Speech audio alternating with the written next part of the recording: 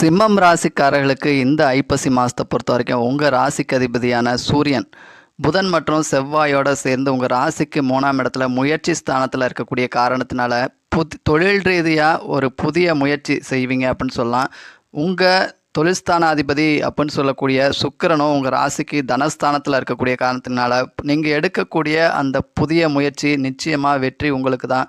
திருப்திகரமான பணவரவு இருக்கும் அப்படின்னே சொல்லலாம். உங்கள் ராசிக்கு 12ஆம் இடத்துல ஒரு அதிசாரமாக குரு வந்திருக்கிறாரு. உங்கள் ராசிக்கு 4, 6, 8ஆம் இடங்களை குரு பார்வை செய்யக்கூடிய காரணத்தினால வண்டி வாகனம் வாங்குறது அல்லது சொத்துக்கள் வாங்கிறதுக்கான வாய்ப்புகளும் நிச்சயமாக உண்டு. அதே மாதிரி உங்கள் ராசிக்கு 7ஆம் இடத்துல சனி ஒரு வக்ரகதியில் ராகுவோட சேர்ந்து இருக்கக்கூடிய காரணத்தினால யாருக்கும் பண விஷயங்களில் கொடுக்கல் வாங்கல் ஜாமீன் கையெழுத்துறதுல கொஞ்சம் கவனம் எச்சரிக்கையோடு இருங்க. அதே மாதிரி தொழில் ரீதியாகவும் கடன் கொடுக்குறீங்க அப்படின்னா அதுவும் உங்களுக்கு திரும்பி வர்றதில் கொஞ்சம் சிரமம் இருக்கும் அப்படின்னே சொல்லலாம். இந்த ராசியில் பிறந்த பூரம் நட்சத்திரம் 3ஆம் பாதத்தில் பிறந்தவர்களின் கனிவான கவனத்திற்கு கொஞ்சம் மன ரீதியான அல்லது பண ரீதியான ஒரு சிலர் உடல் ஆரோக்கியம் சார்ந்த பிரச்சனை, ஒரு சிலருக்கு தாயாருடைய உடல் ஆரோக்கியம் சார்ந்த பிரச்சனைகளுக்கு வாய்ப்புகள் இருக்குது.